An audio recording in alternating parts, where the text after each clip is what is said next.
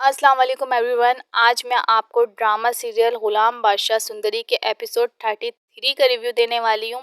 अगर रिव्यू पसंद आए तो लाइक करें, एक प्यारा सा कमेंट करें, अपने फेवरेट ड्रामे का नाम ज़रूर कमेंट में लिखें। ट्रेंडिंग ड्रामे की फुल स्टोरी जानने के लिए मेरे चैनल को लाजमी से सब्सक्राइब कर लें ताकि मेरे आने वाली हर वीडियो की नोटिफिकेशन आपको टाइम पर मिले। तो चलिए वीडियो स्टार्ट करते हैं।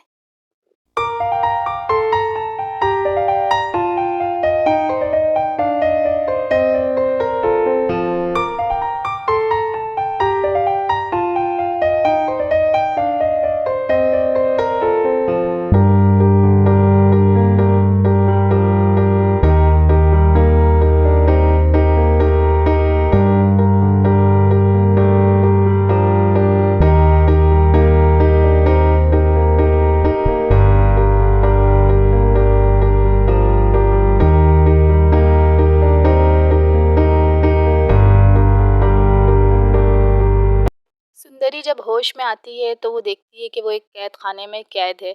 वो इधर उधर देखती है, उसे कोई नज़र नहीं आता। फिर वो दरवाजे पे दस्तक देती है, काफ़ी आवाज़ें देती है मगर बाहर से भी कोई आवाज़ नहीं आती। वो रोने लगती है बेबस होकर और परेशान होती है कि आखिर उसे किसने कैद किया। गुलाम को गुंडों ने इतना मारा था कि वो बेहोश हो गया था और बेहोशी की हालत में उसे कैद कर दिया, उसके हाथ पैर बांधकर, और अब तक वो होश में नहीं आया है। दूसरी तरफ दिखाया जाता है कि मूर्ख और दाजी ये सब लोग बैठे हुए होते हैं और वहाँ बादशाह बहुत परेशान होता है कि सुंदरी आखिर कहाँ गई। बादशाह ने भी सुंदरी को कैद नहीं किया तो आखिर किसने किया? ये बात समझ में नहीं आती। व्यूअर्स के भी सब लोग परेशान हैं कि आखिर सुंदरी को कैद करने वाला कौन है। बादशाह यहाँ पे बात कर रहा होता है, उसे दादी पे पूरा शक है। वो कहता है कि आपने ही सुंदरी को अगवा करवाया है, मुझे गुलाम और सुंदरी चाहिए। और वो फुप्पू अम्मा से भी कहता है, फुप्पू अम्मा मुझे आपसे ऐसी उम्मीद नहीं थी कि आप मुझे धोखा देंगी। फुप्पू अम्मा कहती हैं मेरी बेटी वो तुमसे शादी करना नहीं चाहती, वो तुमसे मोहब्बत नहीं करती। जिस पे वो कहता है कि पर मैं तो करता हूँ ना, क्या उसके लिए ये काफ़ी नहीं है कि बादशाह उससे चाहता है? वो पुप्पी अम्मा से कहता है कि गुलाम को ढूंढकर वो उसे जान से मार देगा। और वो दादी से कहता है कि मैं मूर्ख को तलाक दे दूंगा अगर मुझे सुंदरी का पता नहीं चला।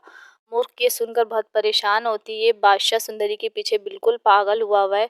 और वो पुप्पू अम्मा से कहता है कि अगर आपको पता है तो आप मुझे बता दें। मगर पुप्पू अम्मा कहती हैं कि मुझे सुंदरी के बारे में कुछ नहीं पता। और दादी भी कहते हैं कि मैंने सुंदरी को अगवा नहीं करवाया, इसमें मेरा कोई हाथ नहीं है।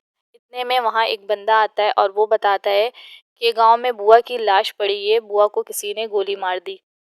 ये खबर सुनते ही सभी लोग परेशान हो जाते हैं, खास करके फुप्पू अम्मा। वो कहती हैं बुआ, बुआ को किसने मारा? मैंने तो सुंदरी को बुआ के साथ ही भेजा था। जिस पे बादशाह कहता है क्या आपने बुआ के साथ सुंदरी को भेजा था? वो कहती है हाँ। जिस पर फुप्पू अम्मा सब पर चिल्लाती हैं, दादी से भी कहती हैं कि ये आप लोगों की ही कोई साजिश है, आप लोगों ने ही सुंदरी को अगवा करवाया है। वहीं दूसरी तरफ बख्शू लाजो अम्मा से कहता है कि गांव में बुआ की लाश मिली है। लाजो अम्मा सुनते ही परेशान हो जाती हैं कि बुआ को किसने मारा, इसका मतलब गुलाम और सुंदरी खतरे में। लाजो अम्मा परेशान होकर जाने लगती हैं कि मुझे हवेली जाना होगा, मुझे गुलाम और सुंदरी का पता करना है। मगर बख्शू हाथ जोड़ता है, कहता है डॉक्टर साहब ने आपको मेरे भरोसे छोड़ा था, आप अभी ना जाएं। लाजो कहती है मेरा जाना ज़रूरी है क्योंकि गुलाम की ज़िंदगी ख़तरे में है, सुंदरी नहीं मिल रही है, मैं ऐसे कैसे बैठ सकती हूँ। मगर बख्शू के बहुत ज़्यादा इसरार करने पे लाजो अम्मा नहीं जाती हैं और वो रुक जाती हैं। गुलाम को जब कैद खाने में होश आता है तो वो होश में आते ही बादशाह को पुकारता है, चीखता है बादशाह बादशाह। मगर वहाँ कुछ लोग आते हैं और कहते हैं कि चुप करके बैठ जाओ, हम तुम्हारे नौकर नहीं है कि हम तुम्हारे हर सवाल का जवाब दें। क्योंकि वो बार बार पूछ रहा होता है बादशाह कहाँ है, बादशाह को बताओ। मेरे हाथ पैर बांध के क्या वो खुद को बहुत बहादुर समझता है? और सुंदरी कहाँ है? जब वो सुंदरी का पूछता है वो लोग कुछ नहीं बताते। वो कहते हैं कि बस तुम चुप करके खाना खाओ और चुप करके यहाँ पड़े रहो, हम तुम्हारे किसी भी सवाल का जवाब नहीं देंगे। ज़्यादा शोर किया तो हम तुम्हें जान से मार देंगे। पर गुलाम उनकी धमकियों से बिल्कुल नहीं डरता, ना घबराता है और कहता है कि मारना है तो मार दो, पर मुझे बताओ कि सुंदरी कहाँ है। सुंदरी भी कैद खाने में परेशान होती है और वो भी यही समझती है कि बादशाह ने ही उसको अगवा करवाया है। और वो गुलाम को आवाज़ें देती है और रोती पीटती रहती है कि अचानक से दरवाज़ा खुलता है और सामने वो इंसान आता है जिसने सुंदरी और गुलाम दोनों को अगवा करवाया है। सुंदरी कुर्बान को देख के वहाँ बहुत हैरान होती है कि ये कौन शख्स है जिसने मुझे अगवा किया है, बादशाह का ही कोई आदमी है। लेकिन कुर्बान वो सामने बैठ जाता है सुंदरी के और कहता है कि मैं मूर्ख का बाप हूँ, बादशाह का ससुर। जिस पे वो कहती है कि आपने मुझे क्यों अगवा करवाया, आपसे मेरी क्या दुश्मनी है, मैं तो बादशाह से शादी भी नहीं करना चाहती थी, फिर आपने ऐसा क्यों किया है। कुर्बान कहता है अपनी बेटी के लिए मैं अपनी बेटी से बहुत प्यार करता हूँ, जब तक तुम हो बादशाह उसको कभी खुश नहीं रखेगा। वो कहती है प्लीज़ मुझे छोड़ दो, मुझे जाने दो, गुलाम को भी आज़ाद कर दो, हमने तुम्हारा क्या बिगाड़ा है। जिस पे वो कहता है मुझे बदला लेना है अपने भाई के कत्ल का तुम्हारी माँ से, और ये बदला जब पूरा होगा जब मैं तुमसे निकाह करूँगा। ये सुनकर सुंदरी बहुत डर जाती है, घबरा जाती है। वो कहता है मैं अपना बदला लेके रहूँगा, क्योंकि तुम्हारी माँ की वजह से मेरे भाई ने अपनी जान दी थी। अब मैं तुमसे निकाह करूँगा ताकि तुम्हारी माँ को तड़पा सकूँ। और दूसरी तरफ बादशाह पुलिस इंस्पेक्टर से सारी बातें पता कर रहा होता है। इंस्पेक्टर यकीन दिलाता है बादशाह को कि बहुत जल्द गुलाम और सुंदरी सामने होंगे। बादशाह कहता है मुझे जल्द से जल्द रिजल्ट चाहिए, कोशिश नहीं बल्कि मुझे अच्छे नताइज चाहिए, और हर हाल में मुझे गुलाम और सुंदरी चाहिए। इंस्पेक्टर वादा करता है कि बहुत जल्दी कोई अच्छी खबर देगा गुलाम और सुंदरी के हवाले से।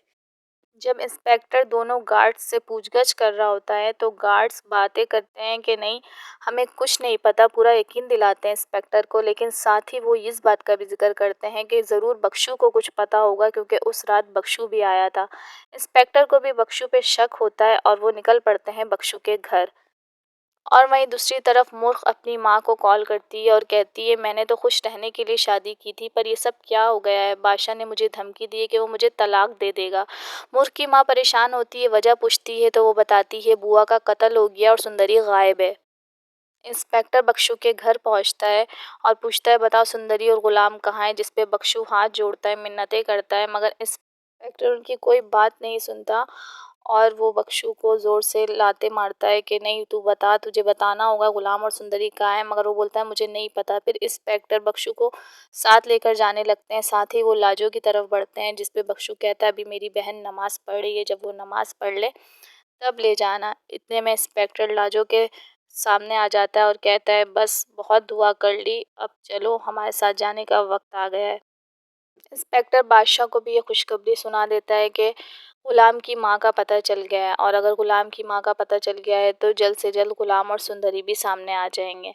इंस्पेक्टर लाजो को हथकड़ी लगा के हवेली पहुंचते हैं, वहाँ दाजी भी होते हैं और वहाँ बादशाह भी पहुंचता है। लेकिन बादशाह जैसे ही लाजो माँ के हाथ में हथकड़ी देखता है वो भड़क उठता है और गुस्सा करता है। इंस्पेक्टर से कहता है ये लाजो माँ के हाथ में हथकड़ी किसने लगाई, इसे अभी इसी वक्त खोलो। और लाजो माँ उस वक्त गुलाम की बात याद करती हैं जब गुलाम ने कहा था कि अगर बादशाह लेने आए तो आप बादशाह के साथ चली जाना, क्योंकि बादशाह आपको नुकसान नहीं पहुंचाएगा, वो आपसे बहुत प्यार करता है।